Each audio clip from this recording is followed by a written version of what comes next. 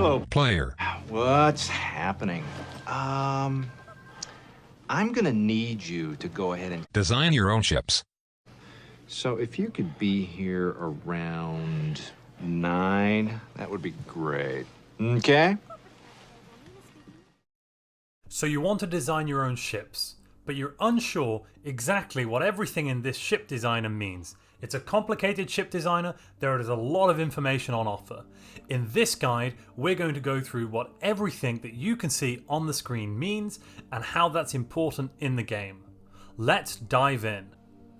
In order to design your own ships using the ship designer, the first step is to uncheck this auto-generate designs box. Once you've done that, you can start editing and creating and saving your own designs. Okay, so let's jump into this and look at the meat and potatoes. So there's two ways of creating a new design. First, you can take an existing design, rename it, save it, and then you'll have a new design. So for instance, let me do that. So there's now Destroyer 1 and Destroyer. Otherwise, I can click Create, choose a ship type that I want to design a class. The first thing you'll notice here is that I need to assign sections to my ship. But what are sections? Well, sections allow you to choose the specific makeup of component slots you're going to have on your ship. Different ship classes have different possible sections available.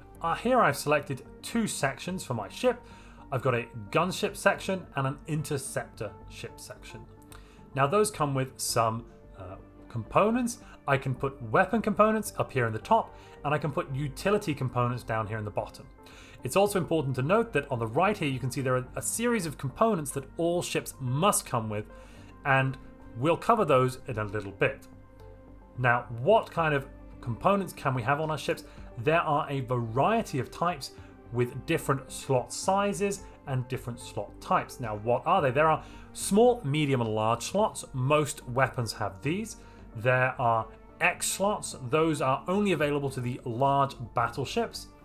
There are also G slots. Now these slots are missile slots. P slots, which are point defense slots. These are for weapons which are in theory meant to take out enemy missiles or enemy strike craft. And finally H slots, which are hangars or strike craft. Now there is a bit of a difference between the small, medium, large slots, and I'm going to explain what that is. So when you hover over a weapon, you get a breakdown of the stats for that weapon. As you go from a small weapon to a large weapon, values are going to change. The damage is going to increase, the tracking is going to decrease, and the range is going to increase. That is a general rule of thumb.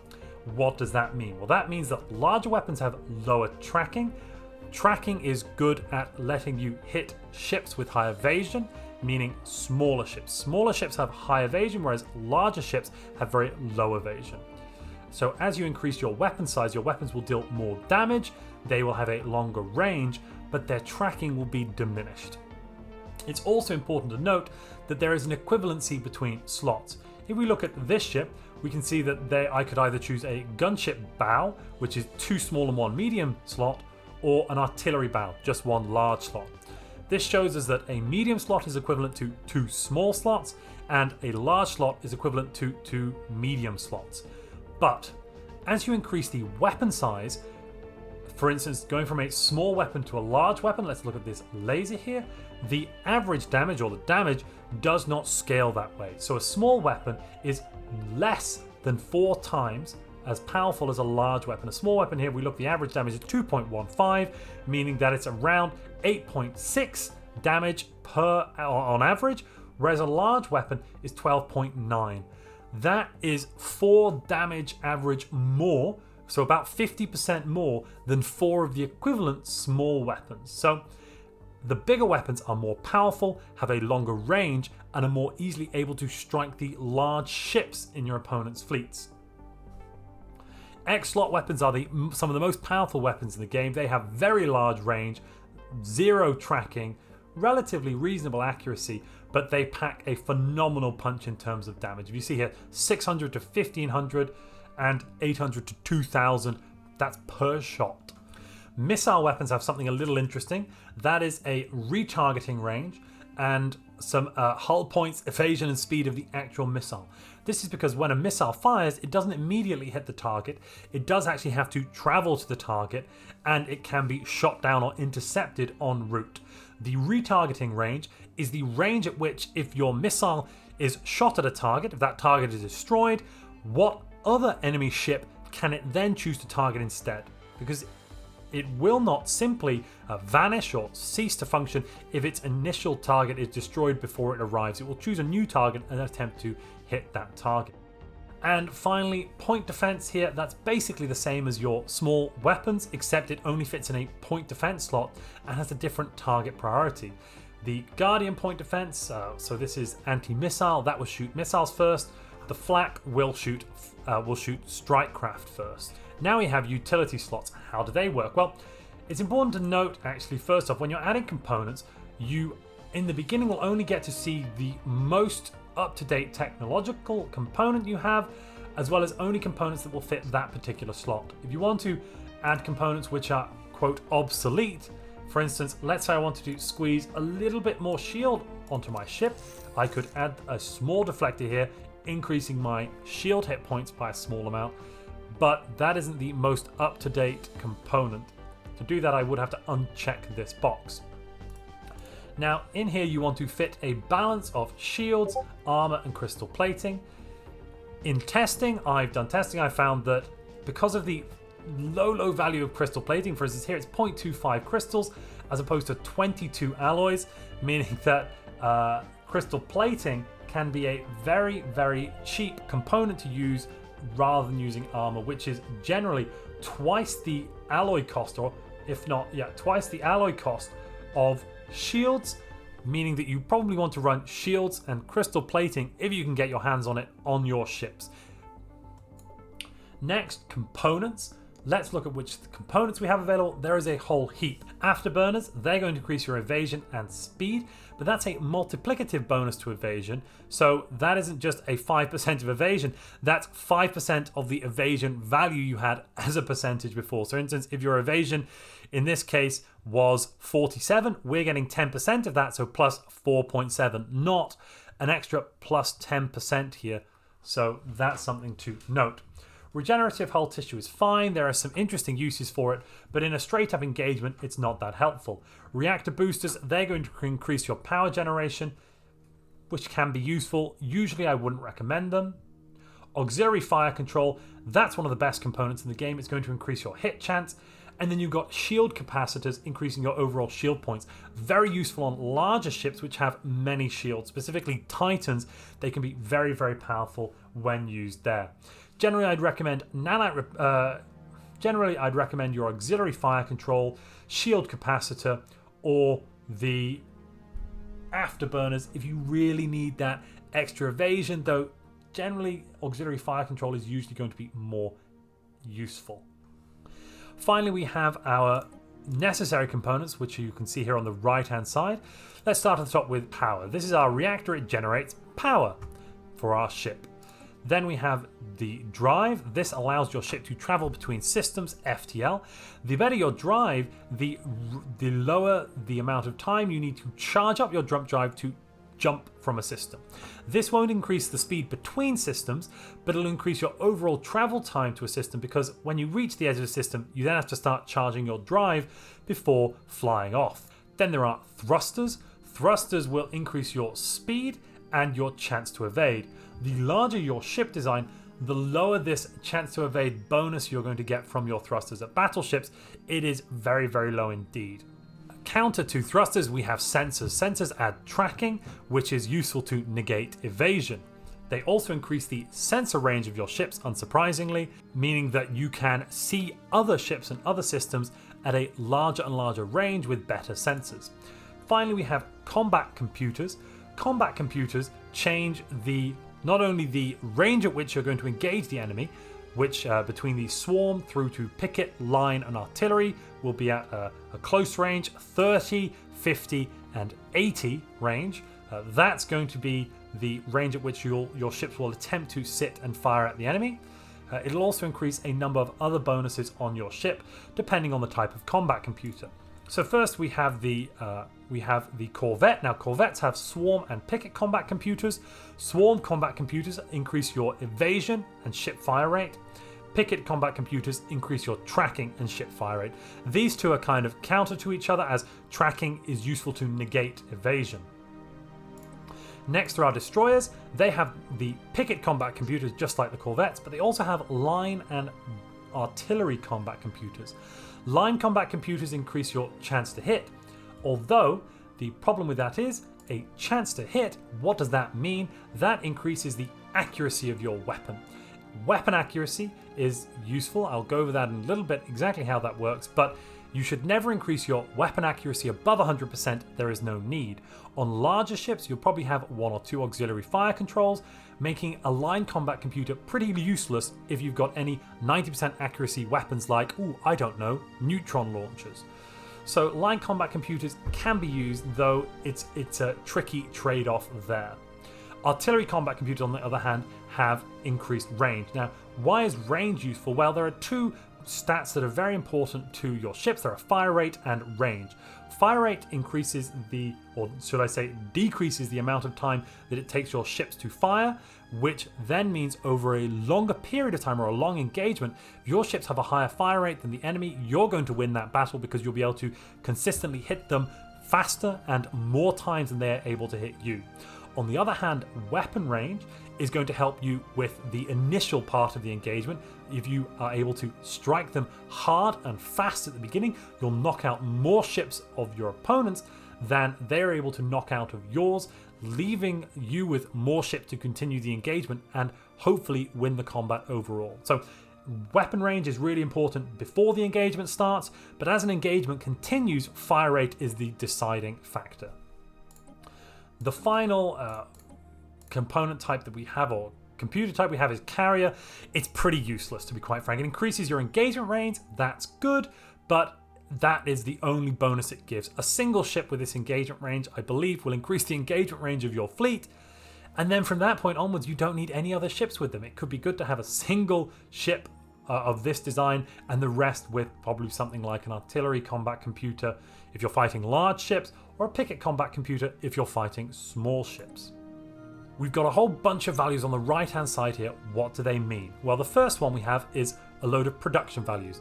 That being build time, that is the number of days it will take to build a ship, and this is the base build time. You can reduce this number by having governors that reduce the build time, having the leader of your empire or civilization can have special traits that will reduce this build time. You can have agendas that reduce the build time, and you can also have special mega shipyard that will vastly reduce the build time. Next we have upkeep. Upkeep is a function of the overall ship cost based on the cost of the components and the base cost of the ship class. It's important to note here, upkeep is both alloys and energy. So the more ships you have, the more you will be eating into your alloy production, and therefore the less ships you can continue to build. And as well as that, you do, of course, need to maintain your energy production in order to maintain a fleet of any large size. And finally, we have the cost. This here is the cost of the ship. This will be alloys and special resources. It's important to note here that this cost can also be reduced by having the correct traits on governors or of sectors, or for instance having the correct traits on your civilization leader and that sort of thing. Finally, we have the ship stats. Let's go through them and then we can kind of explain more in detail what all that other stuff meant earlier. So we've got power. This is a net value. It is your power generation minus all of the components you have on your ship. If you have excess power and have a lot of it, it's going to increase some of the stats of your different ships. So it will increase the evasion, speed, and damage by a percentage if you have some excess power. The amount of excess power you need is phenomenal. For instance, here I have 300 excess power. That's almost 30% of my power not being used, and that only adds a 2% bonus to my overall damage output. Not very much. You don't really want to be chasing excess power. You want to be matching your power requirements quite nicely to your ship's components. Next we have hull points. This is the number of hit points your ship can take, or the amount of damage it can take before it's destroyed. As you take damage, as your hull points are decreased, the damage output of your ship will be decreased as well. In addition, if you take any damage while your ship is below 50% of its hull points, there is a chance that it will evade based on the value of or the amount of damage your ship receives. Then you have armor and shields. These two are similar to hull points, though as they reduce, they don't impact the effectiveness of your ship. And if they go to 0, your ship will not be destroyed.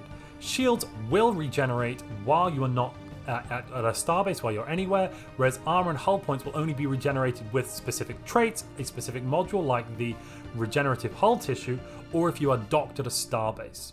Next we have evasion. So I mentioned earlier accuracy or chance to hit. So that is the accuracy or chance to hit is the percentage chance you have to hit your opponent. But if you score a hit, does that mean you've hit them? Ironically, no, it doesn't, not all of the time. What it does mean is that you've now given them a chance to evade you. So what is evasion? Well, evasion is the chance a ship has to negate the shot that you've taken against them. So for instance, this is an evasion of 19.5, meaning that there is a 19.5% chance this cruiser will evade any hit it takes. However, evasion is negated by tracking. So in order to work out the evasion chance, you take the evasion, you take away the opponent's tracking value down to a minimum of 0, and that is then the chance they have to roll for evasion. So with corvettes, they have very high evasion. You can get up to 90%. That's the maximum value you can have for evasion. And it's important in order to be able to hit them to have high tracking. On the other hand, battleships have very low evasion. This evasion here, 11.7%, that's going to be countered straight off the bat by any sensors. So you actually don't need any tracking on your battleship weapons or any weapons that are aiming to target battleships, because your sensors should probably deal with the evasion straight away. Next we have speed. Ships range in speed, base speed, up to battleships, and battleships have the lowest speed, whereas corvettes have the highest speed. Better thrusters will increase the speed of your ships by adding a percentage bonus to that base speed, but it's still as ever important to note that this base speed isn't necessarily that useful. It can be good to get around places very quickly, but in some battleship designs you'll see, especially in competitive games, players will reduce the thrusters in order to have more power available to go into something like shields. And finally, damage. This is just the average damage your ship will do per day. It's important to note here with damage that specific weapons have bonuses or reductions when shooting against a specific type of hit point, whether that's armor, shields, or hull. For instance, here a kinetic artillery gets a 100% bonus in damage to shield, a 50% reduction against armor, and a 25% bonus to hull. That can be important when designing your ships because you want to be designing defenses to counter your opponent's weaponry. Finally, there are special values here. Those are piracy suppression and sensor range. Sensor range is the range at which your ships can detect other things and have visual access to other adjacent systems. Sensor range of 4 means you have access to 4 systems up to 4 hyperlane jumps away. Piracy suppression is when your ship is in a specific spot. That is the value, the reduction of value, or the value at which you can reduce piracy in that sector or that system. So we've gone through all the components. What does all of this mean? Well, let's take a design I've made already. You want to be building ships with a specific role or function in any fleet. For instance, this destroyer I built here has weapons with high tracking. For instance, we've got these beam weapons, the lasers, or energy weapons, and we've got auto cannons. These weapons have very high tracking. They're going to be really good at fighting and anything with high evasion like corvettes. For instance, 75% tracking here, plus the 30 from this Picket combat computer and my sensors, giving me a tracking well over 100, meaning that I will be completely negating all evasion from enemy ships. On the other hand, this destroyer design is aimed more at taking on large ships. I've got a large weapon, a neutron launcher, which does a lot of damage but has very low tracking. And I've gone with an artillery combat computer to give me that extra weapons range. Let's go for a brief rundown of the weapons we have available so we can discuss what we can put on our ship. So first off, lasers. These weapons are anti-armor, but they have a reduction against shields. They do have higher accuracy than something like a plasma thrower. Now, a plasma thrower is, to all intents and purposes, a better weapon than a laser, but it does have lower tracking. So against something like corvettes, you probably want to be going with lasers rather than plasma accelerators, but against anything else, and I would include destroyers in that, you want to be using plasma accelerators as your energy weapons. Of course, if you have access to L slots, you do instead want to be going with neutron launchers. They are hands down the best weapon in the game at the moment. They do whopping damage to hull. They're fantastic. We've got a bit of the opposite thing going on with kinetic weapons. With kinetic weapons, if you have a small weapon, you want to go with autocannons. Autocannons have great anti-hull weaponry, anti-hull damage, really high tracking, but they only come in small size. That means that you can only really use them in an anti-corvette capacity. Otherwise, you'd want to be having a larger weapon to deal with larger ships. So if you're running medium weapons, you'll want to be going with the railguns, basically the generic kinetic mass driver weaponry. Unfortunately, at the moment, picket slots really are not useful. They don't work in the way they're intended to. You're much better off taking an equivalent weapon. For instance, I could have 2 picket defense slots here or a single medium. It'd be better to take the medium weapon because I'd be dealing more damage, destroying more enemy ships and reducing their firepower that way than only interacting with a single type of weapon that was incoming. In terms of torpedoes, there are 3 varieties. You've got your generic variety starting with nuclear missiles. These deal extra damage against hull, and they can be really good against fighting against ships with crystal plating and shields. And as crystal plating and shields is one of the most effective varieties, you'll want to put these weapons on your corvettes. Really, only corvettes are the ships you're going to place them on. You can place them on cruisers. It's not worth it. I've done the testing. Check out one of my ship design videos if you don't believe me. On the other hand, you've got the whirlwind missiles. Now, these deal a much lower damage but are able to evade point defense. When you're playing the AI, maybe they might run point defense, but if you're playing a player, they're really not going to be running point defense. It's better to be running, if you're going to choose a missile, one of the high damage dealing missiles that deals extra damage to hull than that. We have torpedoes. Why are torpedoes useful? They have very high flat damage output. A high damage burst means that your opponent finds it much more difficult to disengage. A higher damage will cause on a single instance a higher disengage chance, but due to a reduction in number of shots, this will mean that over a longer period of time there is a lower chance that they will retreat, and instead you will be able to destroy the ship. So torpedoes can be really useful, although they do deal anti-armor damage at a higher rate than regular missiles, which deal anti-hull damage at a higher rate. Finally, we have the X-slot weaponry. You always want to take an X-slot if it's available to you. It is the best damage dealer in the game with fantastic range, and I would recommend the Giga Cannon, though possibly later in the game you want to go for a bypass weapon like the arc emitter. Now let's briefly talk about the bypass weaponry. We have disruptors that come in small and medium. Yes, they have 100% accuracy, but something like a neutron launcher has 90%. So with 2 auxiliary fire controls, we're suddenly at the same accuracy level as a disruptor. So yes, it's 100% accuracy, but it's not that more than a regular weapon with a regular number like 90.